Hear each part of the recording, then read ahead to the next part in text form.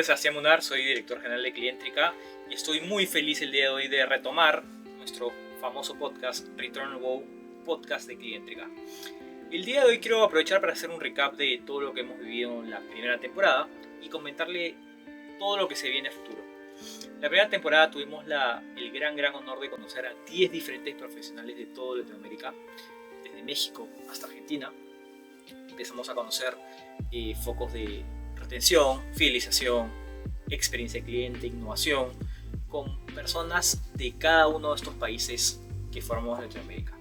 Fue bastante interesante porque pudimos conocer a nivel geográfico temas culturales, temas de cómo funciona la gestión de clientes basada en valor en cada uno de estos países. Pero nos toca justamente renovar y comentar lo que se viene. Quiero aprovechar este nuevo capítulo, este nuevo formato que tenemos ahora de video podcast para comentarles lo que vamos a hacer a futuro y también comentarles algo que está muy en tendencia y que mucha gente nos ha pedido, de comentarles acerca de los CX Economics, nuestra metodología, qué se tiene que hacer, cómo se genera valor, cómo puedo vincular la experiencia de cliente con esta tan ansiada economía en la experiencia de cliente basada en valor. Para eso tenemos una metodología propia que se llama Esquema, ¿sí? Que le iremos contando ahora poco a poco. Y esta metodología se basa en 6 dimensiones claves importantes que en los últimos años hemos podido recopilar en base a proyectos propios, experiencias, investigaciones académicas, y justamente también nuestra alianza con la CXPA nos ha permitido entender cómo funciona esto en el mundo y tener nuestra propia visión de cómo gestionar la economía de experiencia basada en valor. Quiero empezar comentándoles justamente qué entendemos por esta gestión de valor. Lamentablemente, una de las cosas que yo he visto en los últimos años, porque consideramos que desde Clientrica hemos sido pioneros en temas de CX Economics en toda Latinoamérica, es que ha habido una evolución no necesariamente positiva del concepto de experiencia de cliente. La experiencia de cliente se ha tomado de una forma muchas veces muy romántica, muy superficial, gaseosa, y queda justamente con entender cómo aterrizo, cómo en el día a día impacto en el P&L, en los estados de pérdidas y ganancias de las compañías. Y esto es muy importante porque una transformación de experiencia no puede avanzar si realmente no se genera y no hay un impacto visible, tangible en la parte económica. He sido testigo, cuando estaba en corporativo, ahora desde el lado de la consultoría, de muchas transformaciones que lamentablemente han fracasado o se han detenido porque no ha habido realmente un avance real en la parte financiera. Ha habido voluntad, intenciones, cambios, rediseños de procesos, pero cuando llegamos a poder demostrar, a generar el business case, es ahí donde empieza la gran problemática y el gran reto. Y esto nos lleva realmente a entender qué está sucediendo en los últimos años en nuestra región, en Latinoamérica. Realmente estamos atravesando diferentes crisis políticas, económicas en diferentes países de la región, y la verdad que eso complica el estadio tanto de las empresas startups como ya consolidadas. Por el lado de las startups hemos visto que muchas de ellas han quebrado, han tenido que salir del mercado, y mucha gente ha tenido que recolocarse en otro tipo de empresas de diferentes rubros. Y por el lado de empresas ya más consolidadas, inclusive ha habido recortes de presupuestos en varias de las áreas, departamentos, y uno de los primeros focos de ahorro, ¿qué área es? La famosa área de experiencia de cliente. Estoy hablando con diferentes gerentes, directores, VPs de diferentes compañías en Latinoamérica, y ese ha sido un discurso común de todos los días, ¿no? ¿Cómo hago para demostrar valor? ¿Cómo hago para que cuando venga una crisis, que esto no va a ser ni la primera ni la última crisis que digamos en los próximos años, yo pueda demostrar el valor que estoy generando como área y no ser el primero a quien le recorten el presupuesto y me corten la cabeza, a mí o a mi equipo? Y eso realmente es nuestro deber, nuestra responsabilidad de ir demostrándolo, ¿sí? Entonces empezamos a comentarles cuál es la metodología. Como les decía, nosotros tenemos una metodología propia de Esquema que se basa en 6 dimensiones y que hemos ido justamente investigando, chequeando, nutriéndola poco a poco a través de los últimos años en base a los diferentes proyectos que hemos visto en LATAM y también las diferentes alianzas que tenemos en Estados Unidos, en Europa, viendo temas de best practice. La primera dimensión de nuestro modelo Esquema se llama justamente el involucramiento del equipo financiero. Y esto es clave. ¿Cómo hago que el equipo financiero, el equipo que dé el presupuesto de la compañía, entienda, sepa y esté sensibilizado con el objetivo de la experiencia y gestión de clientes. Esto es el ABC. Acá inicia el camino de los CX Economics en cualquier compañía. Y eso tiene que ver mucho en que realmente el financiero también se ponga en los zapatos del área de gestión de clientes. Yo soy economista de profesión y he estado al otro lado de la orilla, viendo temas de presupuesto, gestión financiera. Y cuando uno empieza a pensar desde el lado de un CFO, de un gerente financiero, lo primero que viene a la cabeza es, oye, ¿cómo genero mayor ahorro? ¿Cómo genero mayor ingreso? ¿Cómo optimizo mis recursos? Y en ese mismo discurso está en poder alinear la organización a ese foco en el cliente. Pero la gran pregunta del CX hacia el financiero es cómo yo le demuestro, cómo ayudo a que el trabajo del financiero sea más fácil, llevándolo en este camino del Customer Centricity, ¿sí? Ese es el primer reto, la primera pregunta que tenemos que responder.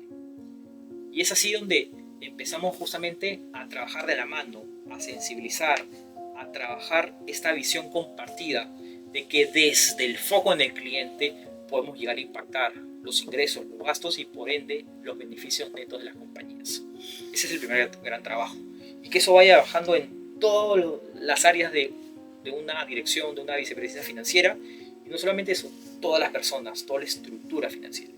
Como puede ser planeamiento financiero, control de gestión, contabilidad, tesorería, etc. Esto es bien importante a la hora que uno empieza a ver cómo se gestiona. Una compañía que no maximice sus recursos, que no busque tener la excelencia en la gestión de temas financieros, no va a poder persistir en el tiempo. Por eso que esta parte de involucrar al financiero en toda esta visión es una de las cosas más claves y por ahí comienza este cambio. He visto muchas compañías, ¿sí? Más de 3-4 decenas de compañías de Norteamérica que realmente tienen un gran reto en esto. Tienen un área más que excelente de CX. Se han jalado gente muy capa, que sabe lo que hace, que ya tiene muchas heridas de guerra, que ha atravesado por muchas transformaciones. Pero cuando se choca con la realidad de empezar a trabajar, interactuar con las áreas financieras, es donde vienen problemas. Por eso, ¿cómo yo empiezo a hablar el idioma financiero? ¿Cómo empiezo yo a capacitarme en generar ese mayor acercamiento? Ser más empático también con el otro, con el financiero, porque es ahí donde empezamos a ver cómo los objetivos cruzados se van uniendo y van impactando mucho mejor a nivel organizacional. Esto es como una pequeña gestión de cambio entre la de CX y la de finanzas, cómo empiezan realmente a armar algo en conjunto. La segunda dimensión tiene que ver con la visión CX económica, y este es justamente el lado opuesto de lo que hemos visto hace un rato. Es decir, cómo la compañía en este caso empieza a entender los conceptos financieros, ¿sí? Las áreas de negocio, las áreas operativas, las áreas de soporte. Yo siempre digo, y mucha gente que me conoce, clientes, ¿no? Exalumnos, etc., se van a acordar de lo que estoy diciendo, porque siempre digo, en el extremo, ¿sí? Las áreas de soporte tienen que ser, ¿sí? Mínimamente capacitadas en términos financieros. Un área de recursos humanos, un área de operaciones, un área, en este caso de negocio, tiene que saber y hablar en términos financieros. Eso no quiere decir que sean expertos en las finanzas, no quiere decir que ellos van a hacer los P&L, van a empezar a proyectar, a hacer business case, no. Eso significa que cuando un financiero hable, al menos las otras áreas puedan entender y conversar. Que realmente hay un interés, se genera realmente esa conversación genuina. Eso es lo importante. Y esto acá a nivel jerárquico, porque es diferente obviamente que el gerente financiero hable con otros gerentes y esos otros gerentes que tienen una visión mucho más holística, son más seniors, lo pueden entender más fácilmente, que la misma conversación suceda en niveles jefaturales, de coordinaciones, analistas, practicantes, etc. O inclusive el mismo frontline. Esa es la idea. A todo nivel de la organización tenemos que tener esa sensibilidad, ese entendimiento mínimo, estandarizado, uniforme, de lo que es el impacto económico de una mejor gestión de los clientes. La tercera dimensión, ¿sí? Es toda la parte de segmentación y gestión de métricas. ¿sí? Y acá cuando yo hablo de segmentación, yo no hablo del perfilado típico, del lado de la experiencia de cliente que tiene que ver más con el arquetipo, buyer persona, user persona, sino la segmentación mucho más basada en negocio. ¿Por qué? Porque uno empieza a recordar todo el foco o el concepto propio de lo que es el Customer Centricity. Y ser Customer Centric, ¿sí?, tiene que ver en cómo yo a cada uno de mis segmentos de clientes optimizo esta propuesta de valor y soy inteligente, ¿sí?, para saber cómo voy gestionando y alocando recursos entre uno y otro. Siempre digo esto, la gestión de clientes se tiene que manejar igual que la gestión financiera de activos, ¿sí? Yo cuando manejo activos financieros puedo tener activos de bajo riesgo como son bonos y puedo tener activos de alto riesgo como son acciones. Lo mismo debería suceder a la hora de hablar de clientes. Y por eso que la segmentación es tan clave e importante.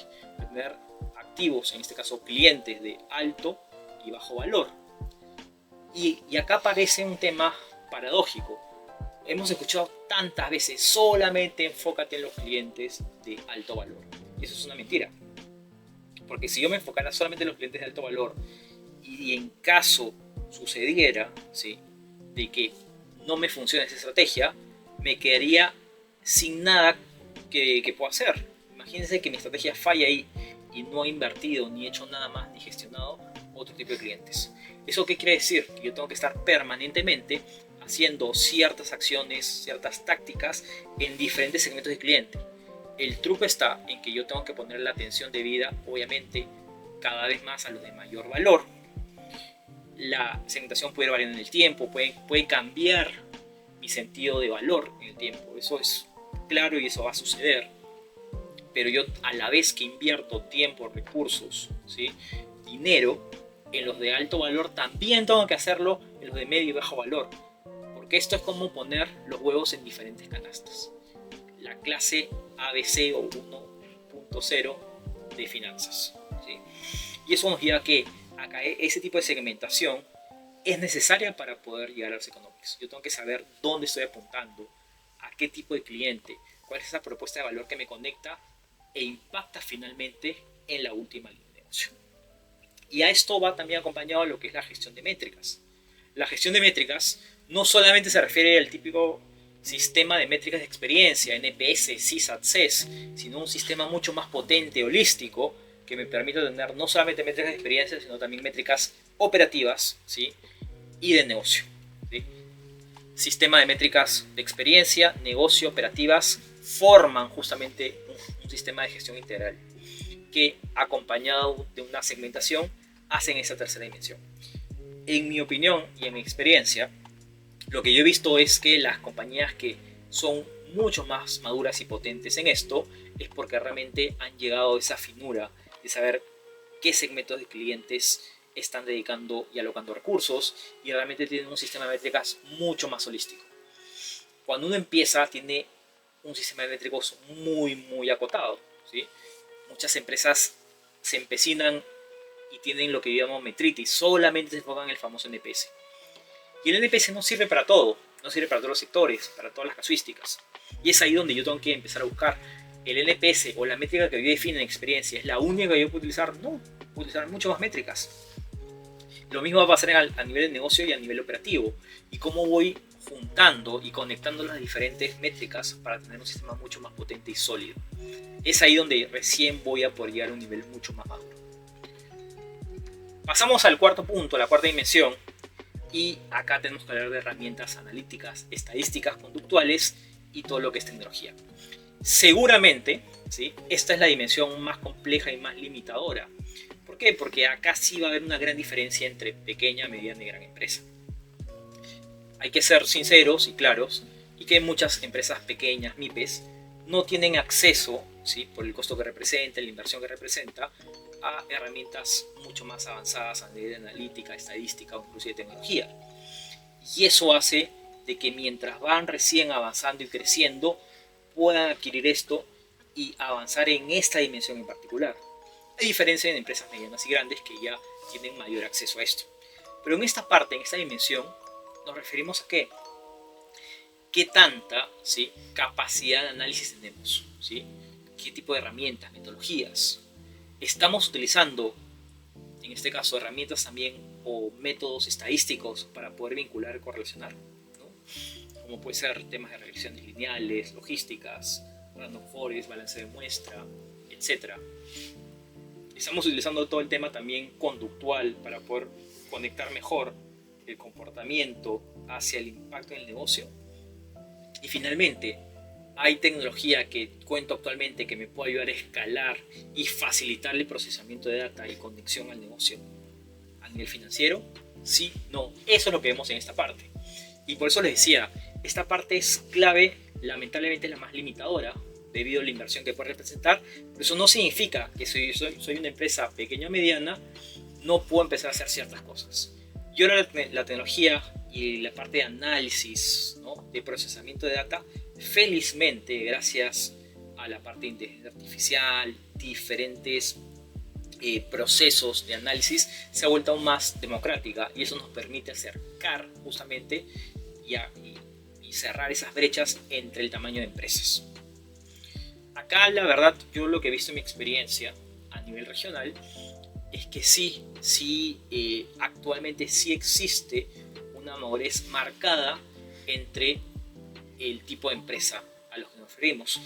He visto mucha madurez en las típicas tres industrias como son telco, seguro y banca, que están liderando este tema de análisis de herramientas, a diferencia de otros sectores que están ahorita creciendo velozmente pero que todavía no son tan maduros, como puede ser retail, automotriz, ¿no?, inmobiliaria.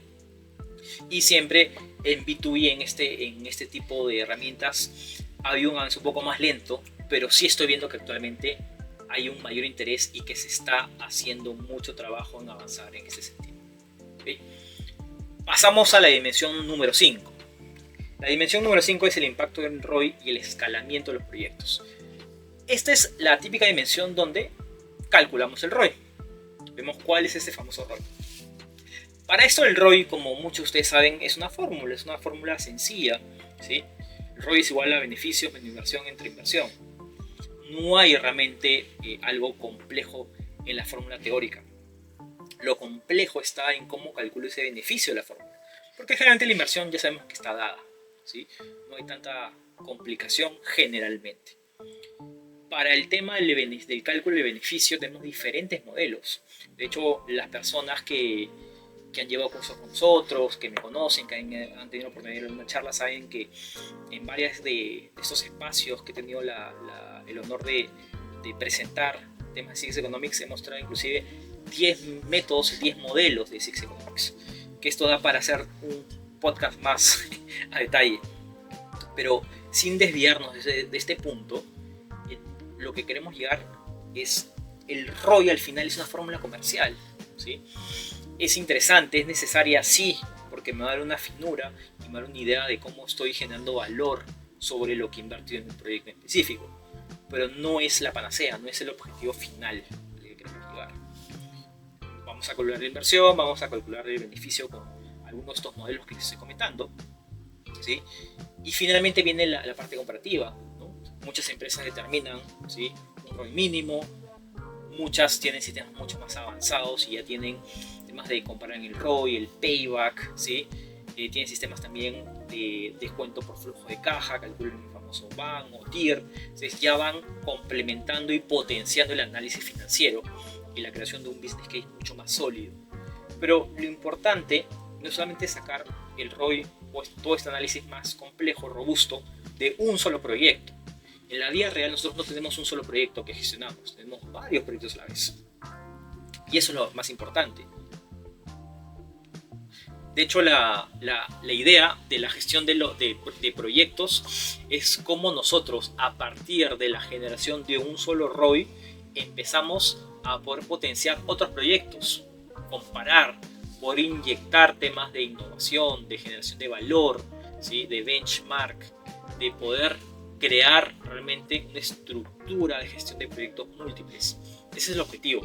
Empresas medianas a grandes pueden manejar 10, 15 proyectos a la vez de diferentes tamaños, ¿no?, dependiendo también del equipo y la escala que tengan. Y justamente esa es una de las prácticas que viene del Project Management. El Project Management nos trae justamente lo que es el escalamiento de proyectos. Y esta dimensión tiene que ver también con eso, como con un ROI empiezo a escalar y buscar más proyectos, el cálculo de estos, ¿sí? Un sistema financiero que me permita comparar, generar valor y ver cómo voy trayendo mejores prácticas entre cada uno y el otro. Entonces, yo siempre digo, los Six Economics no solamente son numéricos, no solamente son cuantitativos, tiene que ver también mucho con la parte cualitativa de cultura y gobierno, que hecho es el siguiente punto que vamos a ver. Paso finalmente a la dimensión número 6, que tiene que ver justo con la evaluación y gobierno de la gestión financiera. Y esta es justamente la dimensión más estratégica, ¿sí? Que tiene que ver con aspectos, obviamente, financieros a nivel numérico, pero también con temas mucho más soft, ¿sí? Se voy a empezar con la primera parte, que sí es cuantitativa. Esta dimensión tiene que ver primero con la parte de que ya no solamente me quedo en el ROI, sino llevo mi cálculo y mi análisis hasta el EBITDA, hasta la última línea de negocio, el impacto final. Tengo que conectar todos mis proyectos e iniciativas a la gestión financiera, es decir, las líneas contables del estado de pérdidas y ganancias. Ese es el objetivo. Y eso se puede hacer perfectamente. Hay cierta complejidad, sí, pero se puede lograr. Para eso necesito data, información, cierta madurez, alinear los equipos que se comparten información. Hay todo un trabajo que se debe hacer previamente, pero ese es el objetivo final. No es el ROI, no es el business case per se, es cómo conecto mis proyectos, ¿sí? E inclusive la estrategia de CX en general, de forma holística, al impacto financiero, ¿sí?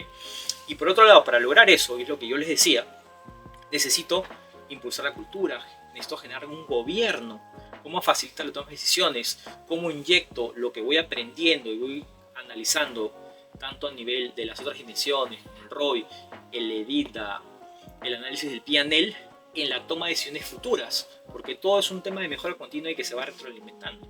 Ese es el objetivo, ¿sí? Y obviamente, no nos olvidemos, ¿sí? Que es algo bien importante, que el foco no está, ¿sí? Per se en el tema de calcular un número, no está per se en el tema de calcular el impacto financiero en la última línea de negocio. Hay una evolución muy grande en los últimos años de esta visión mucho más customer centric a una people centric. Hablamos no solamente del cliente, sino también ahora del colaborador, ¿no? PX, People Experience, tiene que ver con CX más EX. Inclusive una más holística, hablamos del ser humano, hablamos de todo el ecosistema completo. Pero no nos olvidemos de que para que algo sea sostenible en el tiempo, y el propio concepto lo dice, es que se pueda mantener, que pueda ser justamente haya un flujo constante de dinero que permita su evolución positiva en el tiempo. Muchas veces podemos ser un poco idealistas, podemos, esta visión realmente de poner al cliente o la persona en el centro es válida y estoy completamente de acuerdo, pero sin que nosotros podamos mantener el negocio, porque al final es un negocio el que estamos gestionando, va a ser muy complejo seguir con esta visión a largo plazo. Lo podemos hacer posiblemente a corto y mediano plazo, pero ¿cómo hacemos para que esto se mantenga en el tiempo? Esa es la idea. Y sí, yo también estoy de acuerdo en que cuando uno hace bien las cosas, tiene una visión súper alineada a pensar en las personas, diseñar para las personas, naturalmente se va a ver el impacto. Pero no podemos simplemente ser ingenuos y pensar que el análisis se va a hacer solo y que se va a demostrar solo. Tenemos que buscar justamente esa demostración tangible nosotros mismos. Por eso la importancia de los Six Economics, y más en este momento o en esta etapa donde muchos de nuestros países de Latinoamérica están pasando diferentes tipos de crisis, ¿sí? Ya para cerrar les diría, los Six Economics para mí es una subdisciplina que justamente tiene el deber de mantener ese momentum en el tiempo de esta disciplina que todos amamos mucho, que es la experiencia cliente, la gestión de clientes en el tiempo. ¿Cómo aseguro que esto no sea un tema de moda? ¿Cómo aseguro que esto no se quede en el olvido? ¿Cómo aseguro que esto no sea un proyecto y sea realmente una estrategia a largo plazo? ¿Cómo aseguro que yo pueda conversar con una persona y que se vea creíble, que se vea realmente algo potente y que se vuelva no solamente algo que necesito, sino que todas las compañías y a nivel de negocio en general estemos alineados que es el camino correcto. No tengo duda que todo el mundo sabe que se tiene que hacer esto, que la experiencia de cliente es una estrategia de diferenciación potentísima. Pero luego, ¿cómo lo demuestro? ¿Cómo realmente prosigo en esa etapa de madurez, de crecimiento que todas las empresas están pasando? Por eso los invito realmente, más allá de la aplicación de los X Economics, como lo hemos visto acá, a pensar, a generar realmente conversaciones internas. ¿Cómo lo puedo hacer en mi compañía? ¿Cómo realmente yo puedo cambiar, ¿sí?, esa percepción que se está generando actualmente de la experiencia del cliente de ser mucho más romántica? Y es a través justamente de los X Economics. Espero que les haya servido, que cada una de estas 6 menciones la pueden ir aplicando poco a poco en sus compañías, y les debemos, ¿sí?, de todas maneras, en los siguientes episodios, en los siguientes podcasts que vamos a ir sacando para esta segunda temporada que ya viene, ¿sí?, diferentes modelos, metodologías, casos de éxito, nuevos participantes, nuevos invitados que van a hacer que justamente todo este conocimiento que estamos viendo el día de hoy lo puedan ir aterrizando mucho más. Espero verlos y escucharlos también. Vamos a empezar a sacar diferentes tipos de contenido y espero contar con la participación y sobre todo con su aporte. ¿Qué es lo que ustedes quieren escuchar? ¿Qué es lo que ustedes quieren ver? Nos interesa mucho empezar realmente a generar episodios mucho más ad hoc, contenido mucho más ad hoc para ustedes como círculo profesional de gestión de valor. Muchas gracias.